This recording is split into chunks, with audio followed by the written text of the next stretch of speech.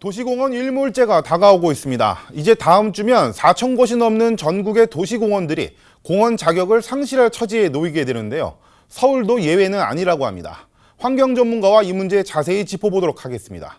강서양천 환경운동연합 이노성 환경정책실장님 자리에 함께 계십니다. 안녕하십니까? 안녕하십니까? 예.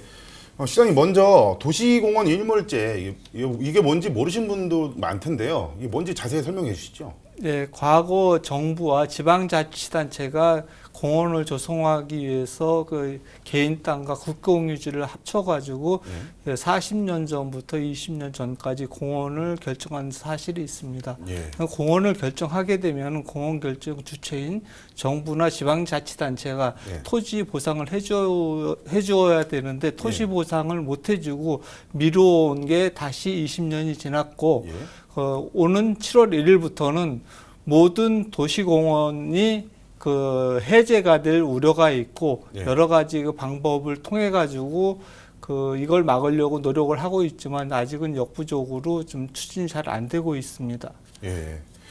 그러면은 이대로 다음 달 이제 7월 1일이 되면은 과연 서울에서는 어떤 현상이 지금 벌어지는 겁니까? 예, 서울의 전체 그 공원이 71개소가 있는데요. 예. 이 중에서 거의 한 25% 정도는 개발 가능성이 있습니다. 예. 예, 그 전체 그 공원 면적이 98평방킬로미터, 예. 여의도 면적이 33% 정도가 되는데요. 예.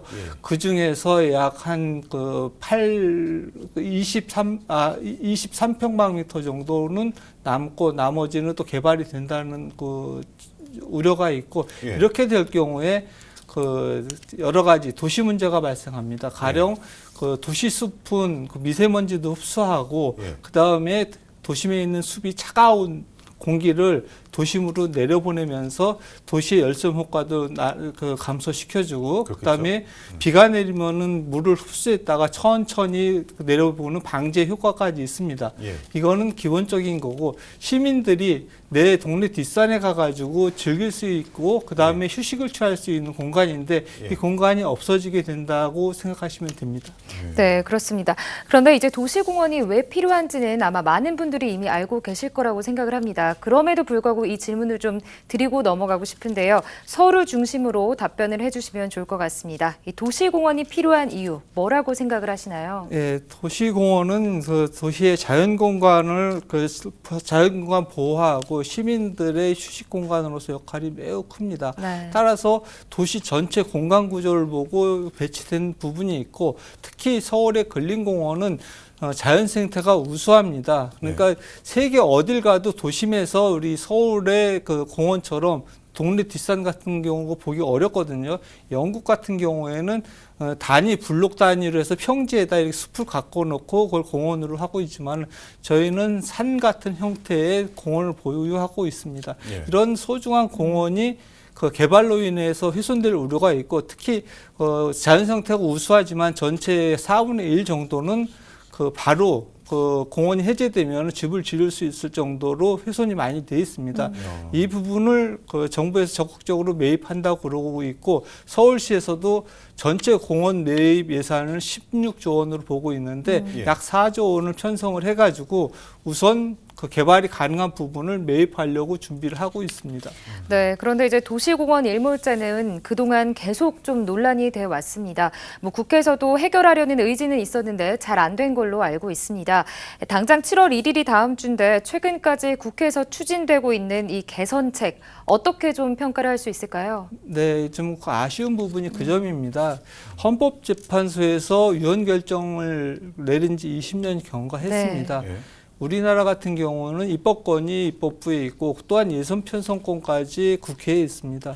그렇지만은 그 지역구를 관리하는 국회의원들이 주민 복지 시설이나 체육 시설이나 기타 그 주민의 그 인센티브 시설은 적극적으로 유치하면서 그 도시공원처럼 그 시민들이 장기적으로 보존해야 될 부분에 대해서 많이 소홀한 부분이 있습니다. 따라서 거기에 대해서 예산 편성이 거의 안 돼 있고 교량이나 이런 데는 국비가 많이 지원되고 있습니다. 기획재정부나 정부 각 부처에서도 예산을 편성하려고 적극적으로 노력을 하는데 이상하게 이 도시공원에 대해서는 전혀 편성이 안 돼 있고 순수하게 법대로 그 구청공원 구청이 예산 편성해서 해라 아니면은 서울시 공원은 서울시에서 예산 편성해서 하라 그 얘기를 하는데 네. 자치구 같은 경우 재정 자립도가 가장 높은 데가 서초구가 53%고요. 네. 노원구가 16%밖에 안 됩니다. 그럼 여기에서 1년에 몇백억, 몇천억에 대한 예산을 편성하라고 그러면 할 수가 없는 거거든요. 네. 물리적으로 불가능한 거를 20년 동안 다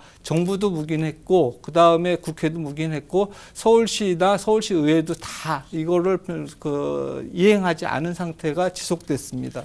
예. 그렇다면 이제 도시공원 일몰제가 이제 코앞으로 다가왔는데 이 문제 해결하기 위해서는 지금 어떻게 해야 될 것 같습니까? 글쎄, 저희 이제 시민사회 입장에서 보면은 저희가 이거에 대한 심각성을 알고 시민사회가 연대해서 3년 전부터 특히 국회를 중심으로 다양한 논의를 했고 투쟁도 했습니다.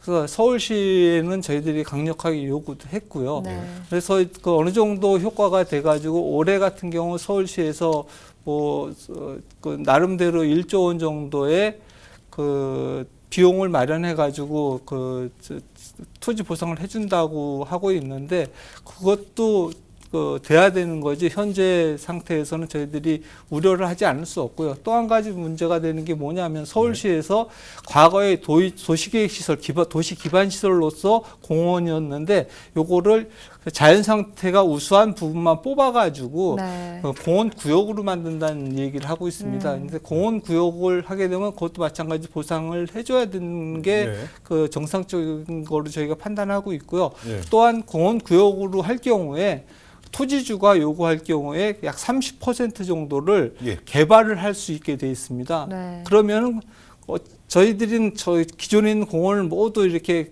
현 상태로 유지하려고 하고 있는데 또 나름대로 훼손이 되고요. 그 다음에 제일 문제가 되는 건 또 하나가 뭐가 있냐면은 특히 구청 같은 경우에는 그 재원이 부족하다 보니까 우선적으로 쉽게 사용할 수 있는 공원에다가 체육시설도 만들고 뭐 산책길도 만들면서 많이 훼손하는 데 앞장선 부분이 있습니다. 이런 거를 저희 시민들이 앞장서가지고 나서서 막아야 되고 궁극적으로는 시민이 행동에 나서야 될 시기가 아닌가 생각하고 있습니다. 예, 네. 잘 알겠습니다. 오늘 말씀은 시간 관계에서 여기까지 듣겠습니다. 네, 감사합니다. 지금까지 이노성 환경정책실장님과 도시공원 일몰제에 대해서 이야기 나눠봤습니다. 감사합니다.